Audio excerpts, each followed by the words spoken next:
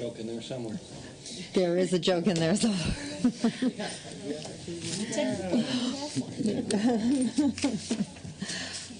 And we also need an author.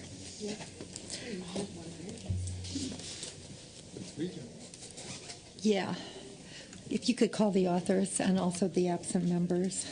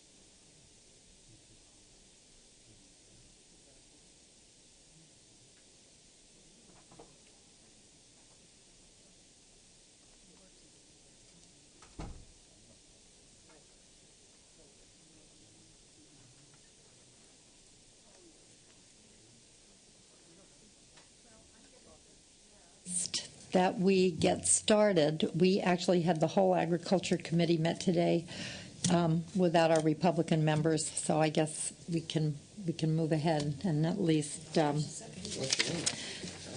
into a one-party system. You're into it. Having been in both. Now this is the elections. Good. Remember. Would the clerk call the roll, please? Hancock. Here. Hancock. Here. Denham. Desaulniers. Here. Desaulniers here. Lou. Here. Lou here. Strickland. All right. I'm going to suggest we take up the consent calendar, which is SB 1070. It's 1007. Excuse me, 1007. Thank you. Which has been co-authored by every member of the committee, so we believe it is non-controversial. Is there a motion on the consent calendar? So moved. Hancock. Aye. Hancock. Aye. Denham.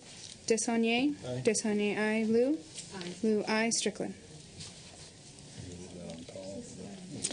Yes, we will leave the consent calendar on call so that Republican members may add on if they wish.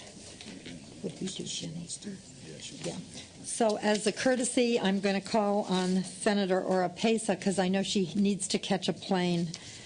And we'll hear SB 1233. May I proceed? Yes, proceed. Thank you so very much, Madam Chair and members of the committee. This is, I think, a very important bill. It makes the Safe at Home program permanent. This is a program that is a confidential address program that helps victims of domestic violence establish a free private post office box that serves as their legal home address for the purposes of name changing, school registration for children, opening a bank account, etc. It also allows the Secretary of State to keep participants' records permanently. The current law is that they must be destroyed after 3 years, and of course this can present problems if the participant changes their name legally. They risk losing all of the records related to their past name if they leave the program.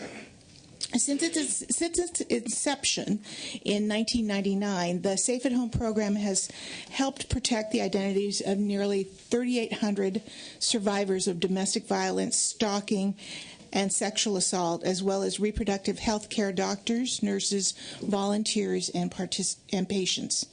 Repealing this sunset and making the Safe at Home a permanent program will provide certainty to the participants that their anonymity will be permanently protected. And I would respectfully ask for your aye vote. Thank you. There are speakers. Yes, thank you, Madam Chair and members. Rhonda Pascal on behalf of Secretary of State Deborah Bowen, the sponsor of this measure. Again, this would eliminate the sunset, making this a permanent program. This program has successfully been in effect for over 10 years now, and the clarifying change that we're making with respect to retention of the confidential name change records is consistent with how the courts handle those records. So I'd be happy to answer any questions. Respectfully urge the committee's support. Philip Bung, if she wants to go ahead. Okay, Philip Bung on behalf of the California Coalition Against Sexual Assault and the 85 Rape Crisis Centers, and as a member of the California Sex Offender Management Board in strong support of this successful state program. We're huge advocates for victim services and victim rights, and we think that this program should continue without the sunset. Thank you. We want to apologize for not being able to get our letter in time also. So. Charlotte Newhart with the American Association of University Women and the Directors of Maternal, Child, and Adolescent Health in the counties in strong support. Thank you. Are there others in support of the measure? Are there speakers in opposition to the measure? The bill has been moved. If there are no comments or questions from members of the committee, Madam Secretary, would you read the roll? Hancock. Aye. Hancock, aye. Denham. Aye. Denham, aye. Desaulnier. Aye. Desaulnier, aye. Lou. Lou, aye. Strickland. That measure is out. Thank you very much. Thank you so much, Madam Chair and members. Senator Yee, SB 1140.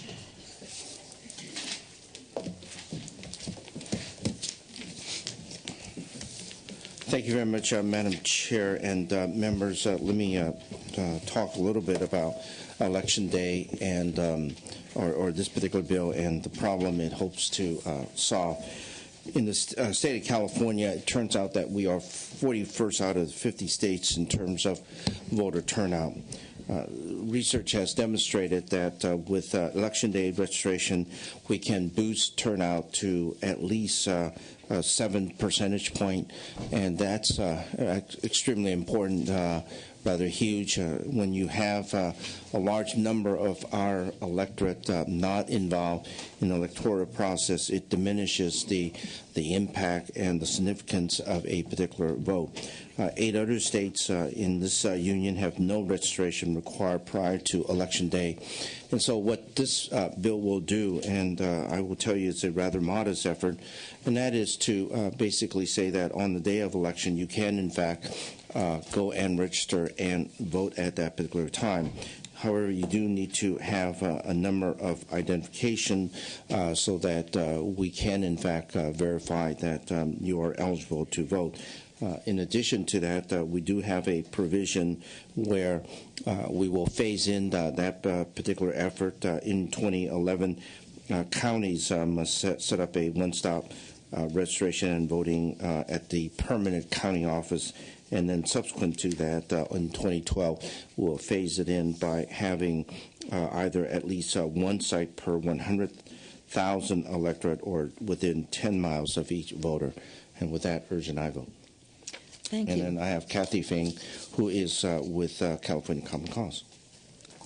Senator Hancock and committee members, thank you for having us today. We're pleased to sponsor SB 1140, Senator Yee's bill establishing one-stop voting in California. Since 2008, we have observed that there's been and actually in previous elections as well, where we've conducted election protection efforts, we've observed that one of the largest barriers to people who are otherwise eligible to vote is that by the time they receive the campaign literature and all of the excitement of the election builds in that last 2 weeks of the campaign just before Election Day, that it's already past the registration deadline to be able to register and then be able to cast a ballot. And so a lot of voters are either turned away or they are voting provisionally because of mistakes in the registration process. And that leaves them hanging, and potentially their ballot that should be cast is otherwise lost. So we think that one-stop voting is vitally important, and the time is right for the passage.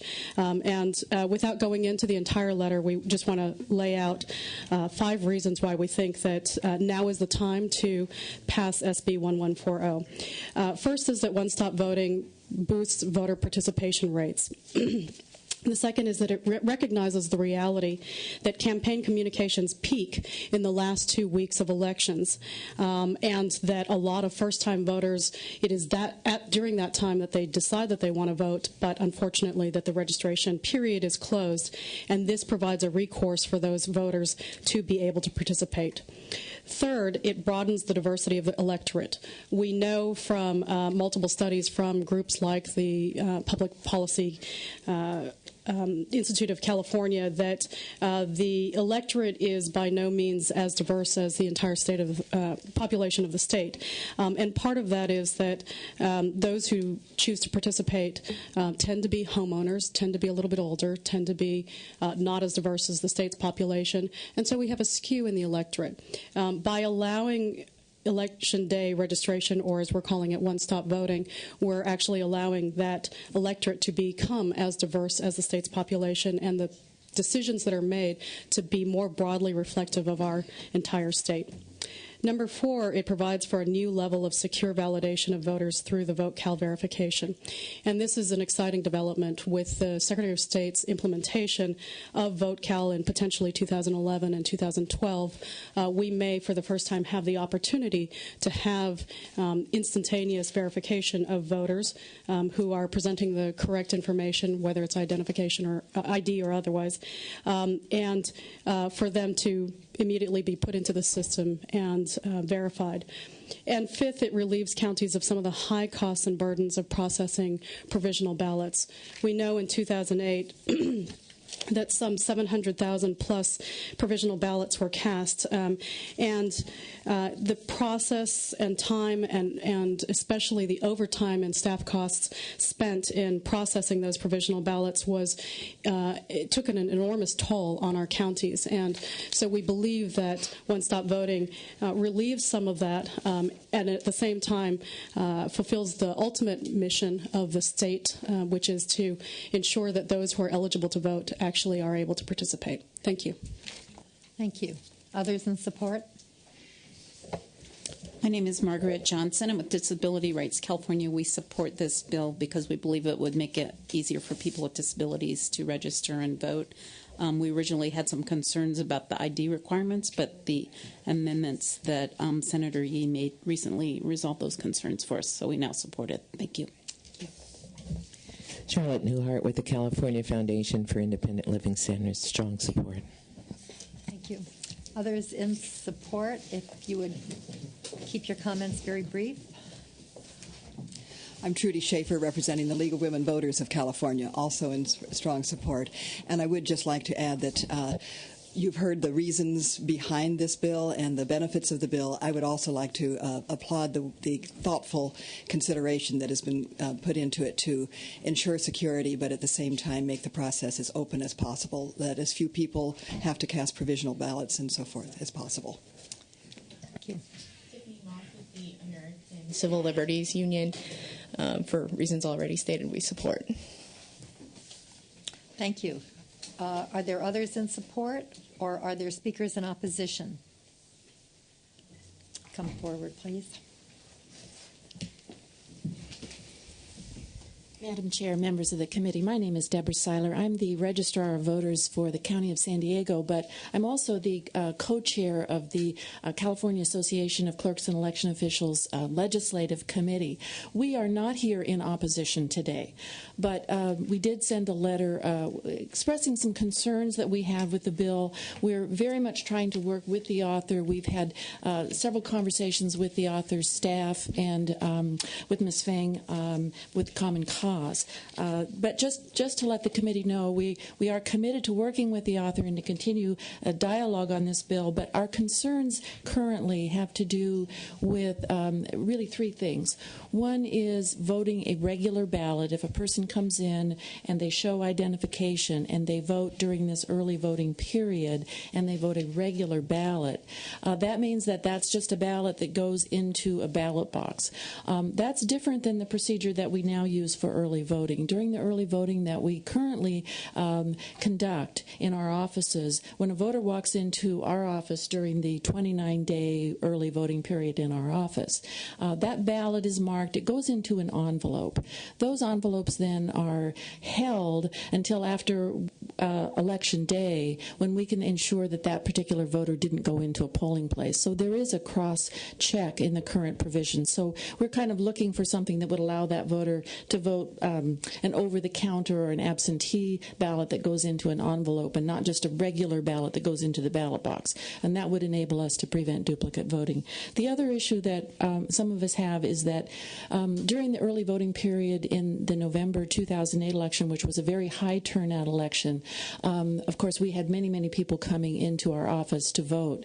The studies show that with early voting and Election Day registration, that anywhere from 10 to 20% of the electorate may avail themselves of this process. And we know that for our county, for example, I have 1.4 million registered voters. 10% is 140,000. I had 20,000 people come in and vote during a 29-day period, and we had waits at the very end of up to 5 hours. So we're concerned about this being a denial of service somehow if that many people flooded in during that limited time period and we weren't able to accommodate those voters. And then finally, we did want to have some further discussion about the use of ID at the polls. It's a basic tenet of California law that voters do not have to show ID at the polls. We instruct our poll workers that ID is not required. If we now have some people coming in showing ID, we're very concerned about being able to properly train the poll workers that not every voter has to show ID. So these are just a few of the concerns, and we hope to work these out with the author. Thank you very much. I'm not sure if all of the concerns are actually reflected in the language of the bill. And perhaps you can make sure that all of the members of the committee do have your letter, because we didn't get it. Madam Chair, you did not? No. Oh, okay. Then I apologize for that. We did not see the amendments until just today, so I apologize to the committee. We weren't able to comment on the amended version, but I just wanted to put some of those, mention some of those concerns. Right, and so that you could work with the author. Absolutely. Are there any other speakers in opposition? Senator Yee, would you like to comment or close, or? Why don't I have Kathy, respond to a couple of items? Let me just say that while I do appreciate, I think, the concerns that were discussed by the San Diego County clerk, our chief election officer in San Mateo County is absolutely in support of this. As a matter of fact, he and I held a press conference in support of this particular bill. I think the San Francisco Board of Supervisors are absolutely supportive of this particular effort. I think that all of us who value our democracy should be in support of this, and any and every which way that we can increase the voter roll. We ought not to be doing anything to prevent people from voting. I mean, that's the core principle of our democracy. Now, I can appreciate the fact that, the county clerks are going to have a problem with a lot of people voting. But, just hear what I just said. The county clerks are going to have a problem with a lot of people voting. I mean, you would think that we would want everybody to vote. And so if that is, in fact, the case, we've got to find a way to accommodate those individuals who want to vote. That's all I'm saying. And the reality, unfortunately, is that, there are going to be individuals who are going to be worried about, potential fraud and so on. We are now following the HAVA recommendations, and that's why we have it in our particular bill, for that particular purpose. And we are, willing and more than happy to continue to work with the association in terms of dealing with whatever concerns they may have. Thank you. I believe Senator Denham had a question. Thank you. Yeah, obviously we all want to see a great democracy here where we encourage as much voter participation as possible. We want to make sure it's a fair democratic process and that we don't encourage a greater fraud than we already see today. So one of the things that caught my ear is the witness from Common Cause was testifying is you said ID or otherwise. What's otherwise? So I think the way that we envision this is if you're a first-time voter, then there's a list of ID that you would present. It would follow the Help America Vote Act list that the Secretary of State has propounded, so it's in line with what we already do. If you have that ID, then you would be able to vote and essentially cast a quote-unquote regular ballot. That is, it's put into the, one step before that. You show ID, and then in 2011, and hopefully your driver's license, a passport plus evidence of residence. The Secretary of State has laid out a couple of forms of ID that are acceptable and that have been in practice and in place for the last 7 years now. So after you present ID, then what the registrar would do is run you through this VoteCal statewide database, which is hopefully going to be online in 2011, 2012.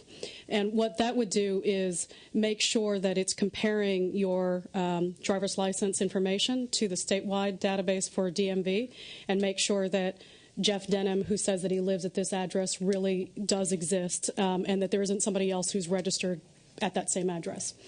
That's how we think that the verification and security would actually be much stronger than what currently exists. If you do not have ID, you can still be verified using this VoteCal system, but essentially your ballot would be placed into, right now we're envisioning an envelope, and in the bill it says a provisional ballot envelope, for verification by the county through its much more heavily scrutinized process. And that's our way of ensuring that if for some reason you showed up, you wanted to vote, you were able to provide all the information that you would in the voter registration form, and you were validated using the VoteCal system, but you just didn't have that ID, that you could still cast a ballot, but it would be further verified by the county after it's processed all of the other votes, and county worker would be able to spend the time to go through the records and make sure that you are who you say you are. So if you don't have a driver's license or a picture ID, a passport, then you would show what other type of ID? A water bill, electric bill, something like that? So currently on the list of identification, it's either a photo ID that is photo plus your residence, so that includes your driver's license or your state ID card, or it's a combination of a photo identification with proof of residence.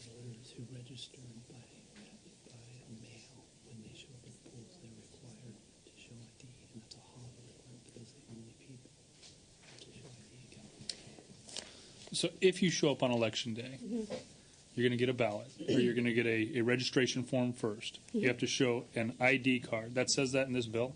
Yes. It lists out the acceptable forms, and I think it includes your military ID, your state ID.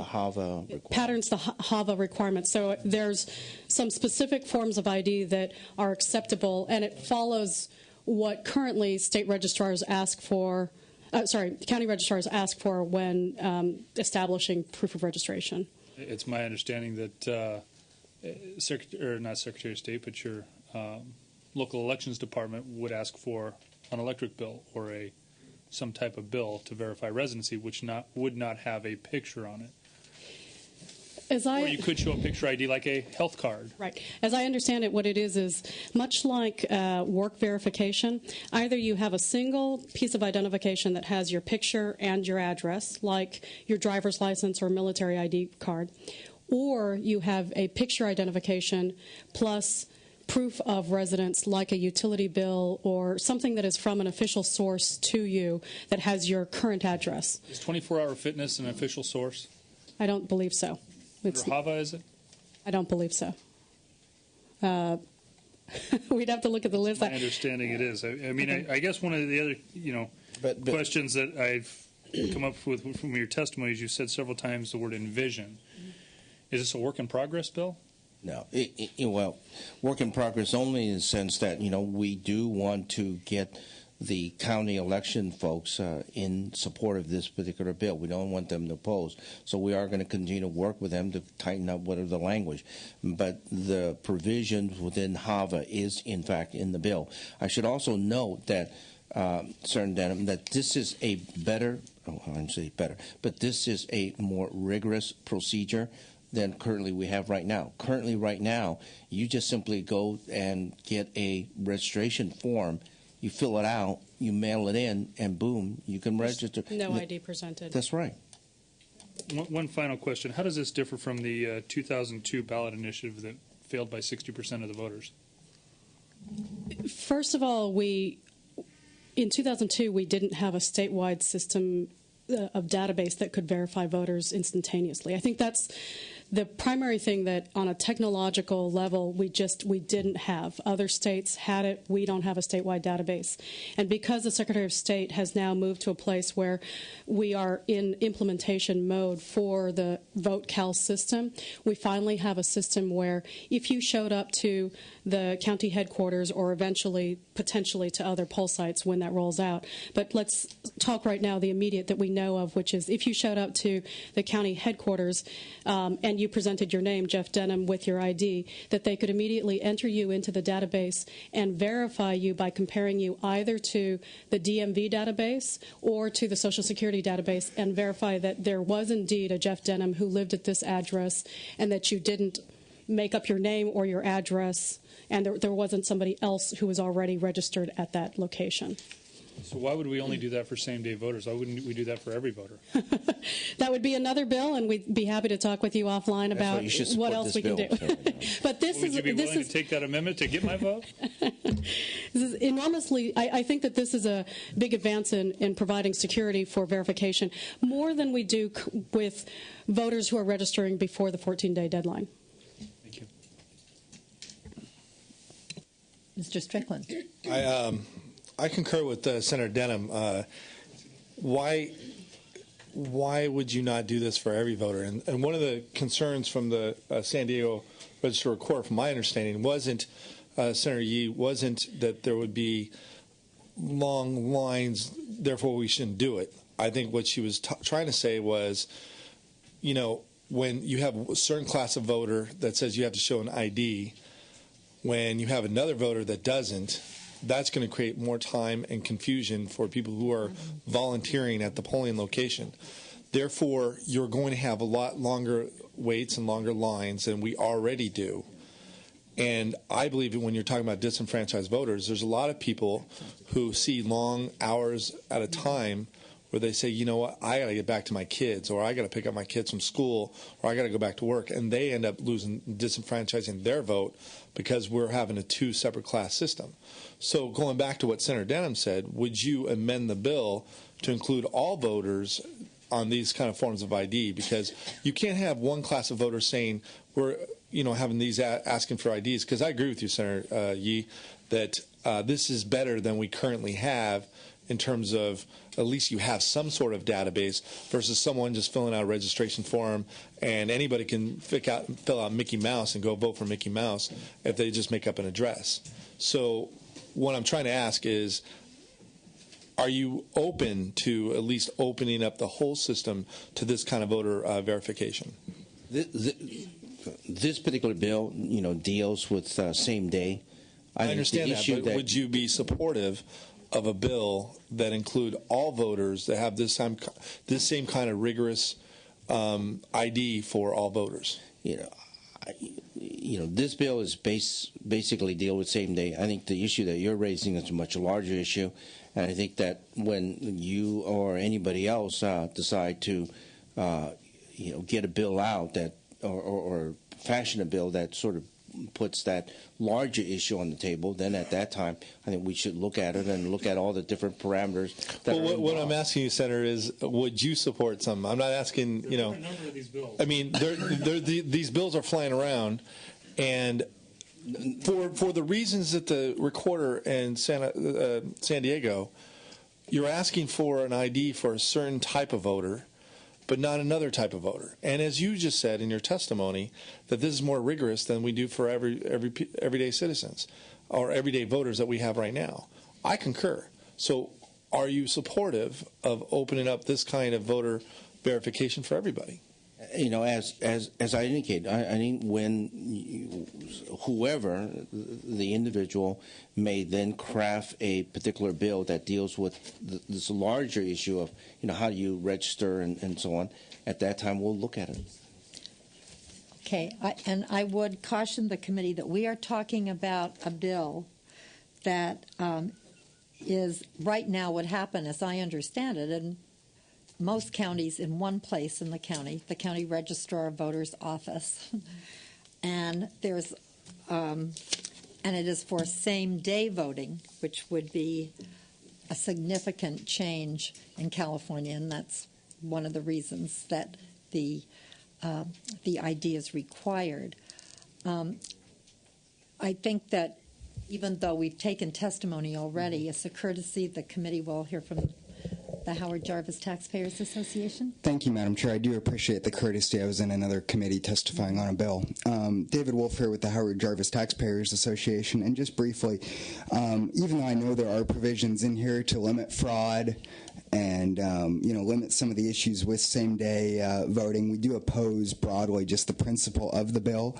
Currently, there is 14 days before an election whereby voters get the opportunity to register, and we think that's plenty of time for registrars to just tabulate these registrations and prepare for an election. And I think if you decrease that number to any great degree, you're going to place tremendous cost pressures and burdens on the registrars that they don't need. So for those reasons, we are opposed. Thank you. Thank you. I'm actually, you can't actually come in and register to vote and vote in polling places after 14 days. I think what we're dealing with here is the 14-day cutoff that says if you're a 21-year-old who hasn't been interested in politics and you suddenly begin to watch what's going on television and realize that your life will change according to how you vote and want to vote, that this is a recourse for you, not that people could, because people, it's my understanding, cannot go and register. Are there other questions or comments from the committee? If not, one more quick follow-up question, because I really want to understand this ID part of this. It seems to be the most important part of the bill, even though we wouldn't support, you're not ready to support it for all voters, but the two-class system here of having the photo ID for certain voters that want to come in on Election Day. It says on page 5 of the bill, number 2 here, a photo identification without a current address from the list and paragraph and proof of a current residence based on a document that includes the name and current address of the individual presenting it. So if you don't have a driver's license or a passport or a military ID, but you do have a gym card that doesn't have your address on it, that might have just been laminated down the street at 24-Hour Fitness, and something from the mailbox, a magazine, periodical, whatever, that'll get you in to vote, correct?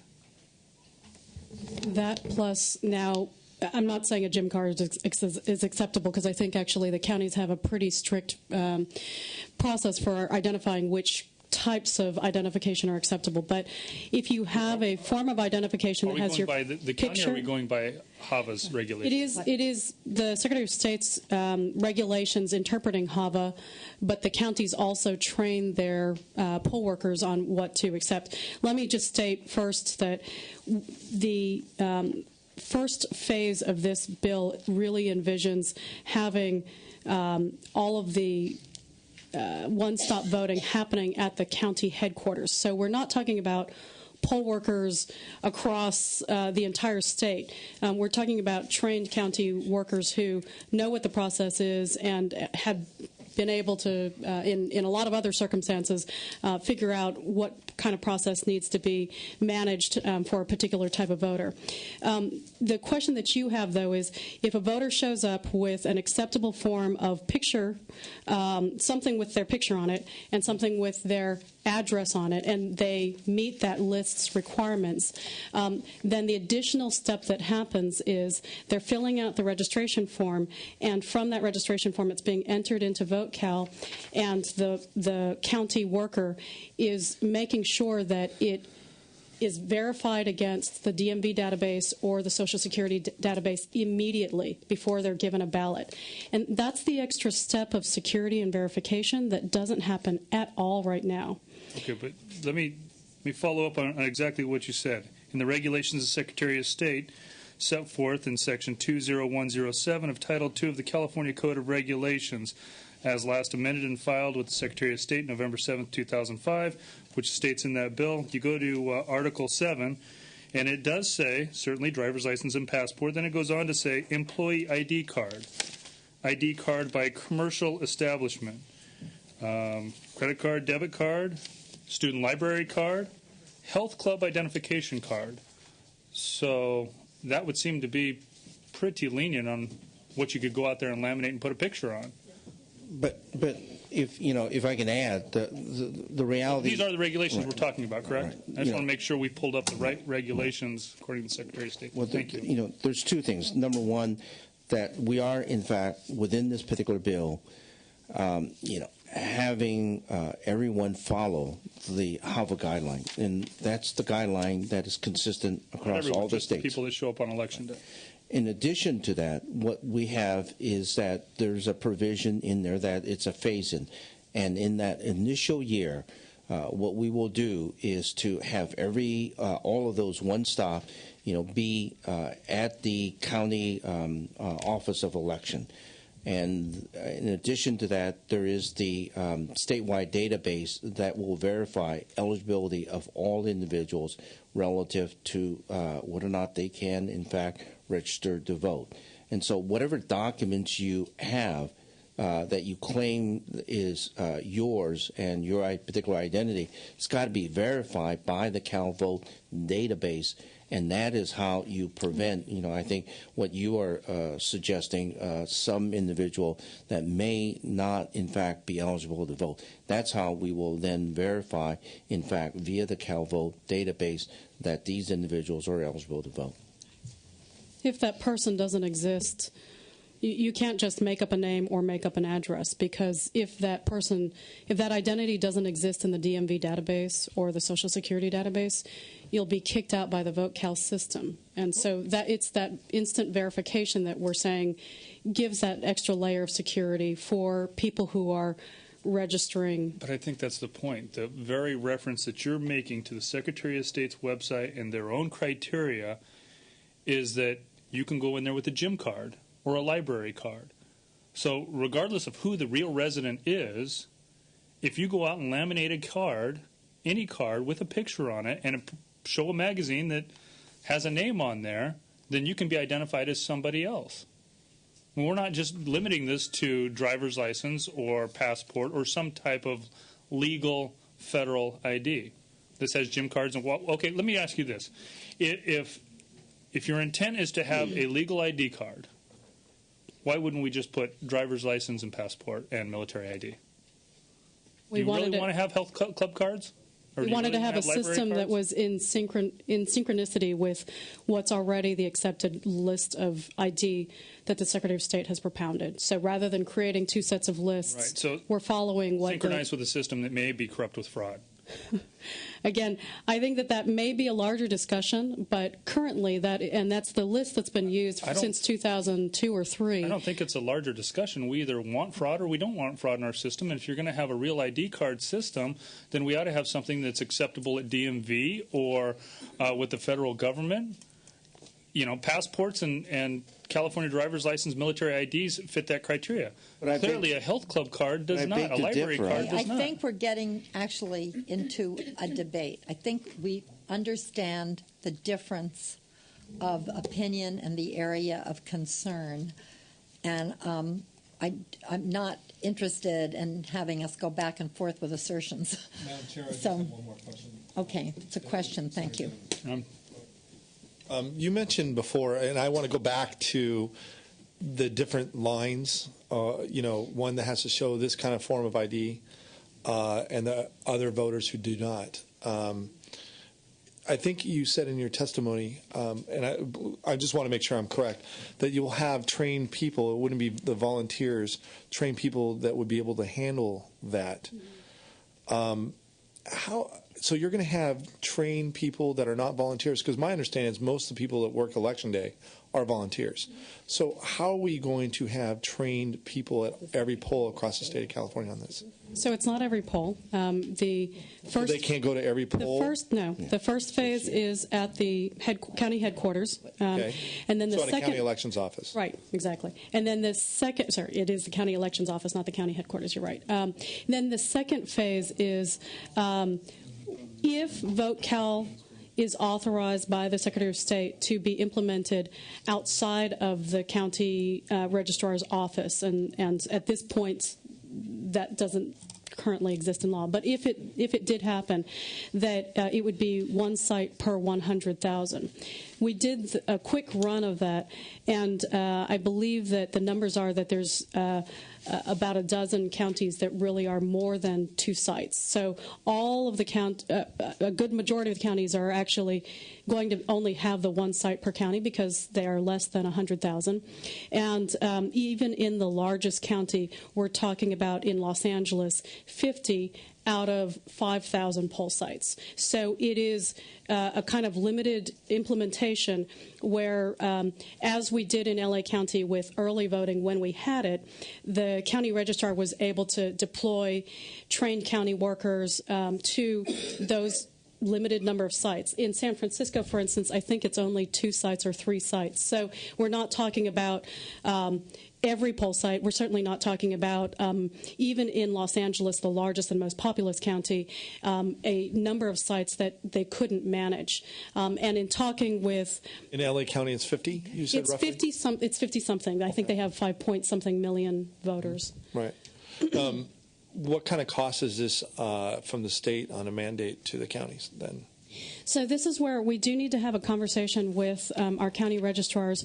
It's our understanding that in 2008 there was such a phenomenal number of people who had to cast ballots by provisional, and because every provisional ballot that's cast ends up costing counties an enormous amount of money because they have to spend time processing each one. You're still going to have the problems with provisionals. I mean, this won't fix the provisional ballot problem. I think she was... No, I'm sorry. I just wanted to touch on that point before she moved on, because I want to make it clear that by doing this, you're not solving the provisional ballot problem. You're lessening the number of people who go through the provisional ballot process if they can show ID and be verified through the VoteCal system. So to the extent that that carves off a significant portion of voters because they meet all the other verification requirements, it lessens the burden on the counties.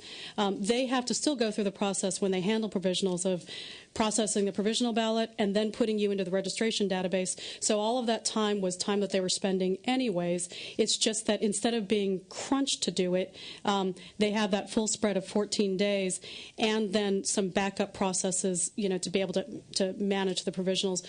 As I understood it, a lot of county registrars were feeling very much like in 2008, and maybe it's an anomaly, I don't know if we're ever going to have that level of turnout, but in 2008, it was so much pressure and they spent so much money on overtime for staff to process those provisionals that they are hopeful that we could figure out a solution to that for voters who are otherwise eligible, not having to do double work on them. So what kind of funding is this scored at for counties? Look, I get my counties calling me all the time about unfunded mandates. What kind of ballpark number are you talking about? Well, initially in the first phase, all of the voting is going to happen in your county Department of Election office, where normally everyone goes, and right. So that's where it is.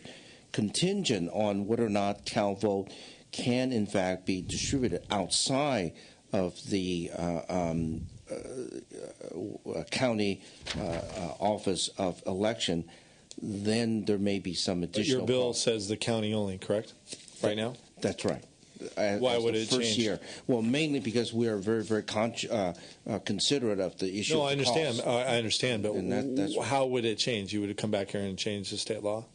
No, there's a couple of provisions in there. Number one, it depends on the bill is contingent on whether or not the department or the Secretary of State can in fact get that CalVote system to outside of the county office of election to some of the outlying areas and so on. But right now your provision is to allow that to happen contingent after a year? No, that's right. But contingent on whether or not that CalVote system is going to be made available outside. Okay, thank you. Ms. Liu? I'm going to move the bill, Madam Chair. Thank you. Thank you.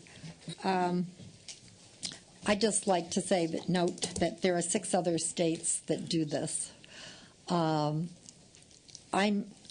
really very troubled by the statistic that we're 41 out of 50 states in terms of our voter turnout in California. I think there are many reasons why people may lose hope, opt out of the electoral process. We're trying to look and fix a lot of those in this committee and in this legislature. But for now, I am very much in favor of making it possible for as many people who live and are citizens of the state of California to vote. So I think this is actually quite an important bill to move forward, as shown by the level of discussion. I would encourage the author, as this bill goes to the fiscal committee, it is keyed fiscal, it will go to appropriations to discuss the costs, to meet with the county clerks and registrars and really work on how to get this as tight as we possibly can, because for a number of years I'm sure it would be really only a pilot as we see how it works out. But with that, Madam... If I could just add one other comment. Let me thank my sponsor and your staff for really helping to fashion this particular bill so that it is, in fact, workable and as efficient as it can. And thank you very much for that. Thank you. Sure. Made motion to move as amended. Okay. Thank you. Move as amended to appropriations. No, there were no amendments. The amendments, the bill as it is in print has the amendments. Okay. Yeah. Thank you. Please read the roll. Hancock? Aye. Hancock, aye. Denham? No. Denham, no. Desaulniers? Liu? Liu, aye. Strickland? No. Strickland, no. Okay, 2-2. We'll keep that bill on call. Thank you very much. Senator Corbett. In the same vein. SB 970.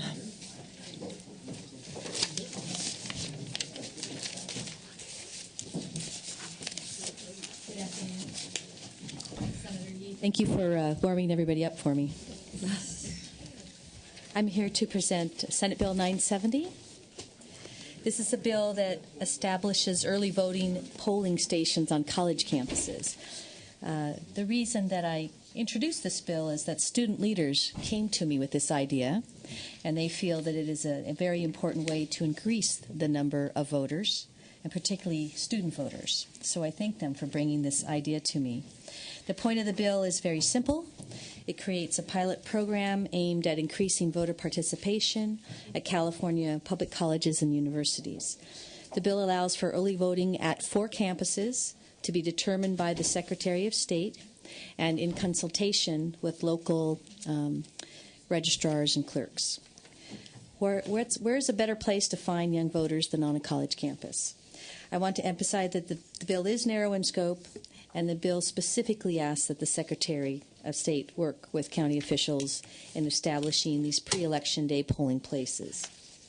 Early voting has been conducted on college campuses such as UC Davis and UC Irvine, and they have successfully implemented programs there. We hope to continue this success with SB 970. The analysis references the very important role of Get Out the Vote campaigns as a way to increase participation. I think that this bill goes hand in hand with that, because an essential element to that GOTV program is to make sure people know where their polling place is and that polling place is convenient. I know there are some concerns that have been raised, and I will continue to work to address those. And I think all involved share the same goals, and that is to engage our youth in our political process. My office has been in contact with the California Association of Clerks and Election Officials and will continue to work with them. And again, I think a very important part of the bill is a requirement that they be included in any discussion on this. SB 970 is very good policy. We should continue to look for whatever ways we can to engage our citizenry in voting and early voting, and especially ensuring that our young people are engaged in our elective process. I have with me today some student leaders in support of this measure who will speak with you. Dawn Gibson from UC Davis and Lauren Greenwood from Sacramento State University. Hi, everyone. My name is Don Gibson. I'm a graduating senior with biotechnology and minor in political science at UC Davis right now. And the reason why I'm in strong support of SB 970 is because of my own firsthand experience in November 2008. I was a student organizer putting together the student outreach program to ensure students were voting on campus and in the county, and we saw amazing success. Approximately 2,000 voters in Yolo County voted at the early polling location that was at the Memorial Union, which is at the heart of the UC Davis campus. This was so successful, it was actually maximized out to its capacity. They were going at about 80 voters per hour we were looking at, and that was the maximum that we saw. One of the reasons why I'm so strongly in support of this is because students, faculty, and staff all use this great opportunity because, especially in student life, the schedule is very erratic. When it comes to working 20-plus hours a week, plus participating in clubs and sports teams, you also have to attend school. And so an average student schedule is not always friendly to the 9-to-5 work life that is always friendly to election laws. Another thing that I have seen on campus is that with new voters, they have very low information about how to vote correctly. I found approximately 1/3 of students we contacted did not even know what their polling location is the day before the election. This is not because young people don't care, but it is simply because they have very little experience. Many of these voters were their first, second, and often their first time ever voting. And because of this, they were able to vote early at the MU because it was within the county where they were all registered. And I found it an incredibly successful program, and I really hope it can be continued at other campuses. Thank you. Hi, I'm Lauren Greenwood. I'm a sophomore at Sac State University. I'm a major in economics and Spanish, and I strongly support SB 970. I'm also coordinating a voter registration program for Assembly District 5, and I've registered quite a few new people who are new students and people who haven't registered before, and they said that part of the reason is that they are so intimidated by registering, and then I hate to think, when it comes November, how they're going to get access to their polling information and make sure that they're going to the right spot. So I think having access to an early voter center at the Sacramento State or at a college campus would be very beneficial to students and to faculty and staff. I know I was a student at UC Berkeley for the 2008 election, and it was very easy to go downstairs to my dorm and vote. It took about 20 minutes, and it was very convenient. But at Sac State, a lot of the students live off campus, and this is just from a student's perspective at Sac State, but a lot of the students live off campus. They have families, they have jobs, they have class, they have midterms, they have a lot of other commitments. And if there's an early voting early voting center, it'd be a lot easier for students to go and vote and make the time for it. And I know one of the concerns raised was about parking and that it would be very crowded and so many people would be coming into the early voting center. And from a student's perspective, it just seemed that if it's open a couple days before election, students would already be on campus, students, faculty, and staff. And I don't really see that there'd be a great influx of people coming onto campus to vote since they'd already be there. They just vote before class, after class, or during their break. I think that a lot of the students, when I've been registering them, want to vote in their community. They want to get involved in their community. So having an early voting center at the campus would be very helpful, and I think everyone would really appreciate that. Thank you. Are there other speakers in support of the bill? Are there speakers in opposition to the bill? Are there questions or comments from members? Oh, there is, yeah. Madam Chair, members of the committee, Deborah Seiler with the California Association of Clerks and Election Officials again. And I would like to start off by saying we're not in opposition to the bill. We appreciate the author and her staff for working with us, and we've been in dialogue, and I think we've really had some useful conversation. The concerns that we do have with the current version of the bill have to do with a couple of things. One is the concept of early voting for all precincts in the county as the bill is drafted. Any voter from throughout the county could come on to any one of these large campuses that participates and vote early during this early voting period.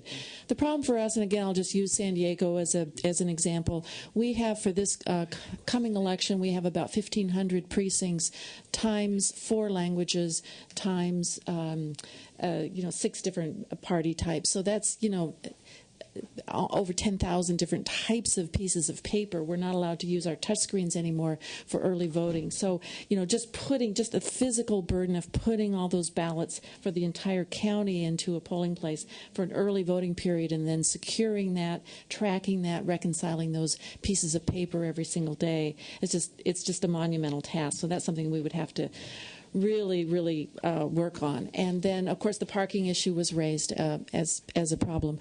But so doing it for the entire county, I think, is something that gives us great pause. Doing it to just put the ballots for the campus precincts, I think, would be something that is pretty readily doable. So we'd like to engage in some dialogue about that, narrowing the scope of it. Relieves the parking, relieves this issue of, 10,000 ballot types out there.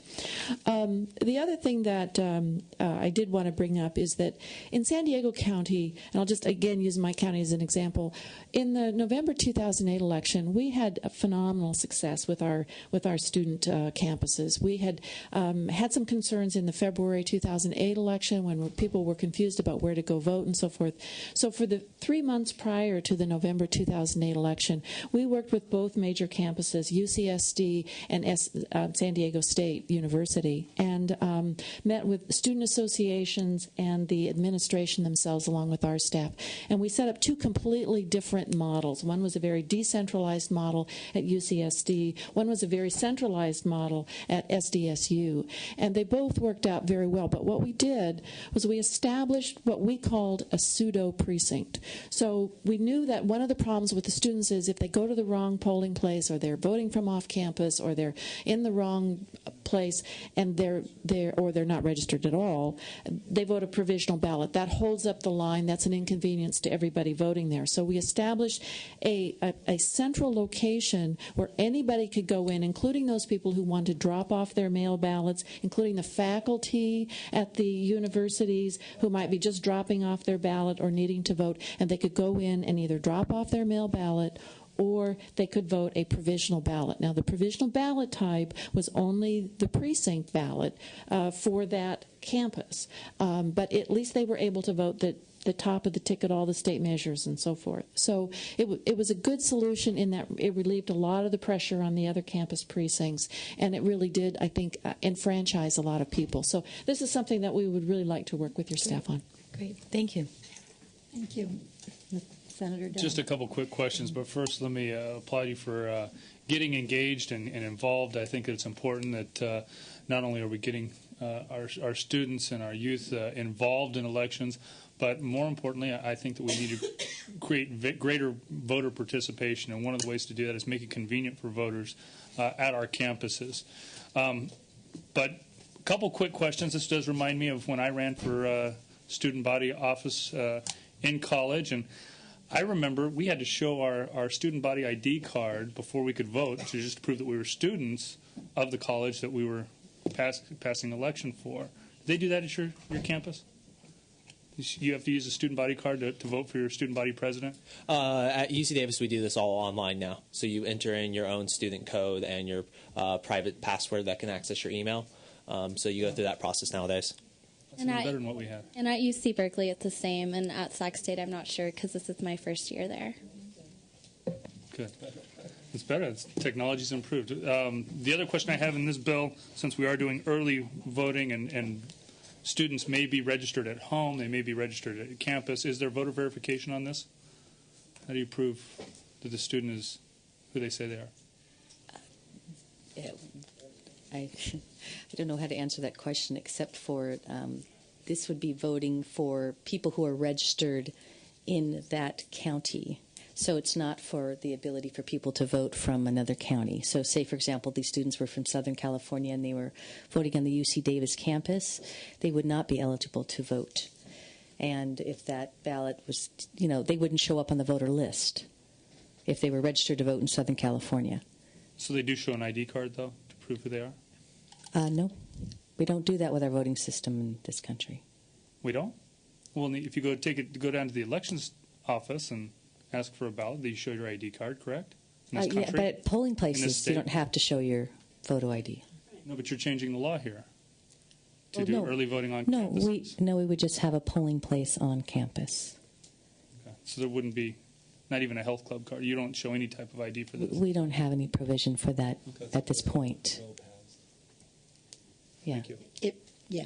This is not the same-day voting bill. This is just establishing a pilot project with on a campuses. number of polling places with early voting on campus. And I would just point out that early voting is also available in many places. In the county that I live in addition to the county registrar's office, at least several city halls also have early voting places. This would simply designate a college campus as similarly having a place for early voting.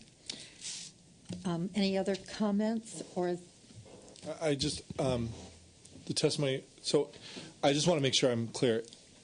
Everybody within the county can go to the early voting. That's right. That's what we propose now. We are, of course, discussing this with registrars to see, what sort of issues that raises. But right now, the bill would allow. The predominant goal. I mean, your stated goals were for young people. Yes, exactly. And so it wasn't for everybody to go to the campus, correct? Well, it would be open for others to vote there too. It wouldn't be restricted. You wouldn't say you can't vote here if you're not a student. It would be available to anyone who wanted to vote early. It would be just as if you had like we have in our county, if someone showed up at the city hall and wanted to vote, anybody from that area could vote at that city hall. But we were just moving the voting polling place onto a campus to make it easier for people who are going to school there and others. And others. But primarily for students. Okay. We just wouldn't restrict the others. Do you know what I mean? It would be for the purpose of making it easier for students to vote. But we wouldn't. No, I understand your stated goal. That's why I was wondering about the testimony before, as your stated goal is for students. Yes. And if you're opening it up to everybody around versus just narrowing it to the campus. Most people would probably, that aren't on campus, aren't associated with the campus, probably wouldn't seek out the campus to vote. But we just wouldn't put up a wall to say, sorry, you can't vote here. Well, my experience, because I do represent a big campus, UCSB, and they have probably in fact, they do have the highest voting participation of any campus in California, my understanding. Most of the polling locations are on campus. Is that the case? Say Sac State, Berkeley. I mean, your location is on campus. At UC Davis, the amount of people who live on campus versus students is not very high. It's about 20 to 25%. So actually the majority of students would vote at their local church or elementary school near their place. And when I went in to vote early, they had the full rolls of everybody in Yolo County split up by precinct. So you say your precinct or your name, and they pull you up, mark you off the list, and I was able to vote. So that was a little bit more of the logistical procedure. Yeah, in Yolo County, students actually approached the registrar of voters and asked for this sort of system to be put together, and they have successfully implemented this program on the UC Davis campus. I'm trying to figure out some of the problems. I do respect. Look, I was involved in student government. I was involved in a lot of things. I mean, but there's also hardworking Californian families. You know, some families are working. You know, people are working 2 jobs. They're picking up their kids, and as busy as you were in school, it's as busy, if not busier, for a lot of parents. And I'm just trying to figure out what is wrong with the system now to just register to vote when you do have most of, especially bigger campuses, the voting location is on your campus in your school. Because there's very high turnover in where students live, because many of them move every year or every 2 years, they don't always become acclimated to where their polling place is. My parents have been voting at the same garage for the last God knows how long. However, if you move from one side of town to other, or on campus, off campus, you don't have that political history. Yeah. But when you register to vote, I mean, you get a card that says this is your polling location. Yeah, you do get those cards, but however, I mean, I hate to say this, but as a student, I have had my roommates throw away. It gets lost in the junk mail. I know it's not a perfect system, the postcard you get, and that is one of the reasons why I'm such a big proponent of early voting. But you can always call your elections. I'm just trying to get to the point. At some point, I believe, you know, and I respect what you're trying to do, trying to help the kids. At some point, there has to be some kind of personal responsibility. Because, look, my dad was in Korea and Vietnam. He fought, and many other people fought for our freedoms to vote. And at some point, it comes down to the individual to say, I'm going to take responsibility. If you're going to participate in our greatest democracy, at some point, you have to have some personal responsibility to be able to get to the point. I think that's why these students are here today, because they're taking the personal responsibility to advocate to make sure that more people have an opportunity to vote. But what I'm asking is, right now, I don't see the problem in the current system right now. I really don't. Okay. So that's where we disagree. Okay. Okay. Are there other comments or questions? If not, is there a motion? Thank you. Senator Corbett, thank you for bringing this bill. I would like to be added as a co-author. Thank you very much. As the bill moves forward. One thing I'm thinking of, just in regard to the whole hearing today, is how we increase our abysmal voter turnout right now in the state by facilitating people voting as opposed to setting up hurdles. Because I am thinking about my own polling place. And I agree with Senator Strickland. I've seen hardworking families in lines that can go on half an hour to 45 minutes. And if you're maybe we need really an early voting system throughout the state that makes voting very accessible, like they do have in other countries, where you can go in for a week at any time at numerous locations and vote. So I think that you've raised a very important issue, and as the bill moves forward, hopefully we'll address some of the larger issues as well. So, Madam Secretary, would you read the roll, please? This is a due pass to appropriations. Hancock?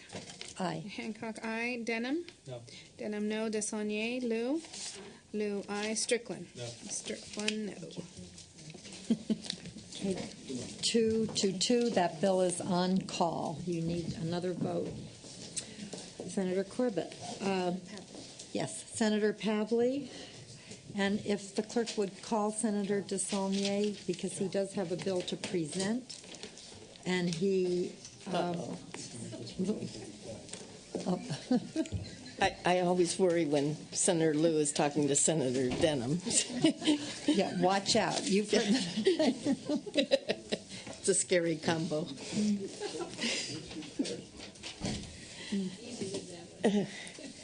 Well, this topic isn't directly related to the past two bills. Maybe that's a good thing after that long discussion. Senate Bill 1404, you might have remember from last year. It's a bill to ensure the integrity of the voting process. Under current law, ballot vendors or voting system vendors are required to inform the Secretary of State's office about undisclosed flaws in their product before or after. They're not required to inform the Secretary of State's office about flaws before or after an election, and that's problematic, and there's some real-life experience. One 2008 up in Humboldt County where over 200 votes were not counted. No one notified the Secretary of State's office if it wasn't for a citizens group who saw the flaw.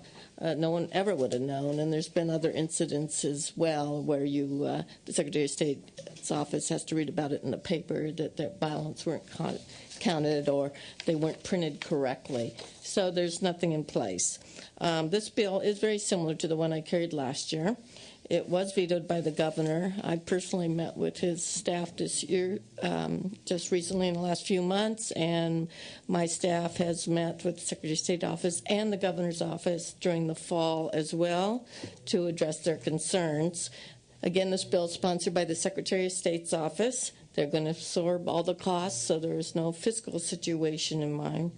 In last year's veto message, the governor stated it was appropriate for voting system vendors to notify the state when they have equipment defects, but thought the bill imposed substantial civil penalties on voting system vendors. In an effort to address the governor's concern, this bill clarifies the circumstances under which a penalty would be assessed.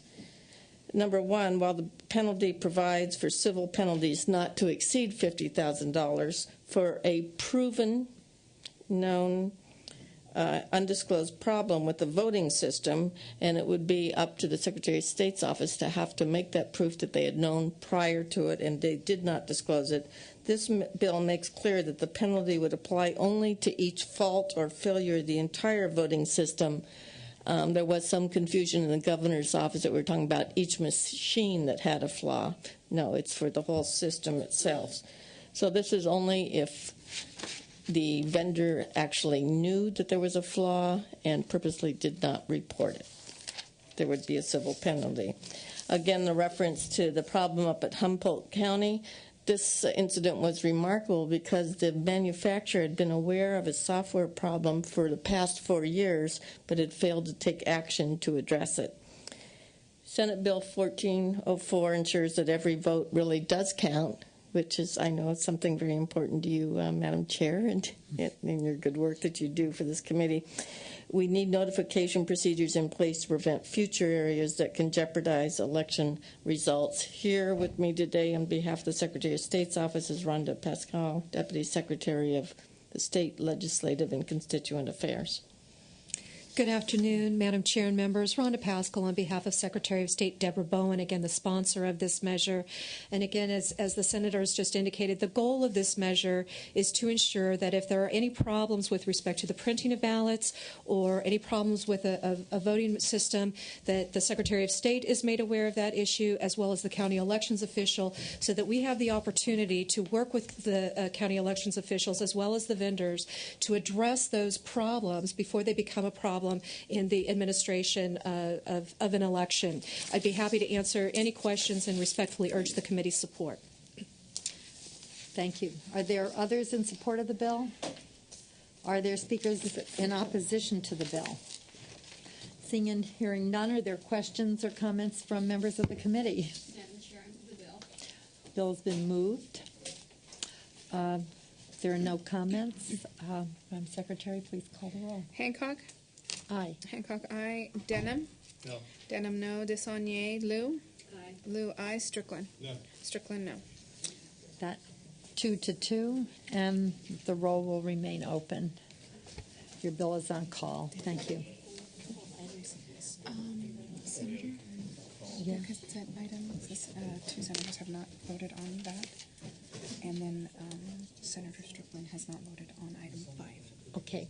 Yeah. Take those out. So we will lift the call right now on SB 1007, the consent calendar, and SB 1233 by Senator Opposa. I'm with you guys. Yes. SB 1007, consent. Denham, aye. Strickland? Aye. Sorry. Denham? Aye. He's aye. Sorry. And Strickland? Aye. Aye. Sorry about that. And SB 1233. Strickland? Aye. Strickland, aye. So We just need Desaulniers. we will. Waiting for Desaulniers. Okay, okay, he's on his way over.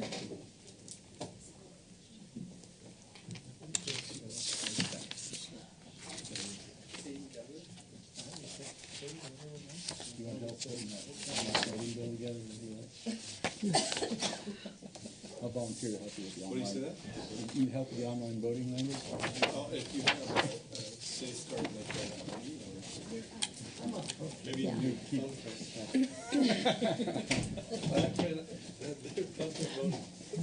Give your 24-hour fitness card. No. I can't see my face. But this bill will require me to post a sign saying I'm late. I apologize. Actually, members, thank you. Sorry.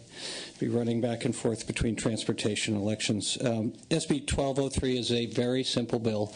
All it does is require that paid signature gatherers actually have in 30-point font a tag on their sweater, shirt, jacket when they're getting signatures saying that they are paid signature gatherers. There's already required in the code that they have a similar acknowledgement on their sheets, but most people who sign these don't have the time, as we all know, coming in and out of Safeway to ask those questions, particularly when you're confronted with somebody, as we are right now, who oftentimes has 3 or 4 signatures.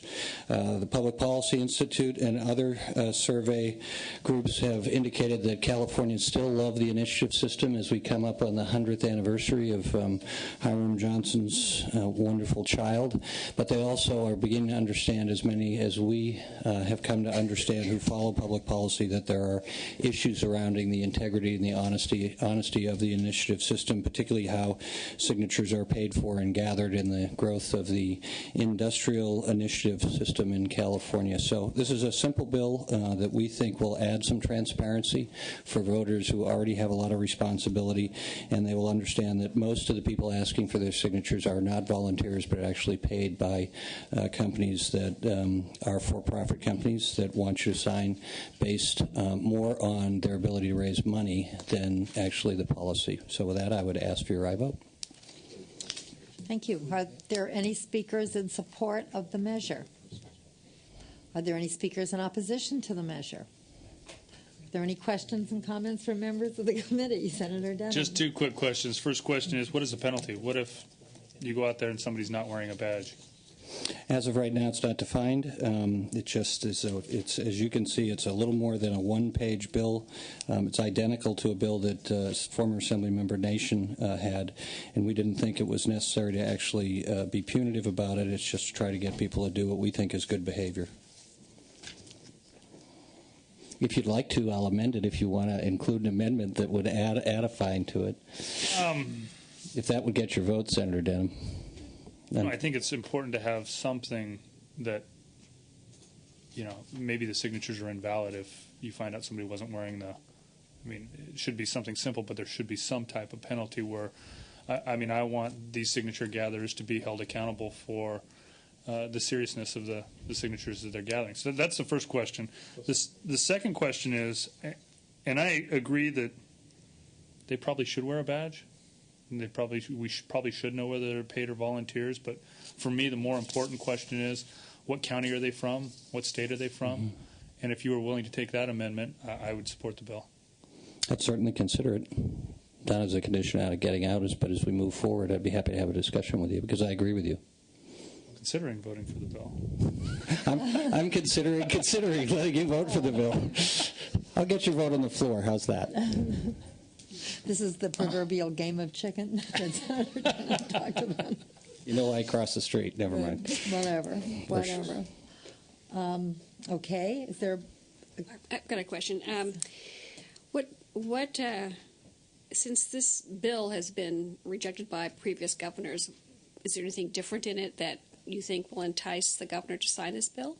My hope is that times have changed, Senator, and with the polling that I referenced in my opening comments, I think there's a general acknowledgement that the public is aware that for those of us who believe in the initiative system, we also recognize that there are changes we have to make to it to restore the integrity of it. So I'm hopeful we will have those discussions with the governor's office as it gets more near that time.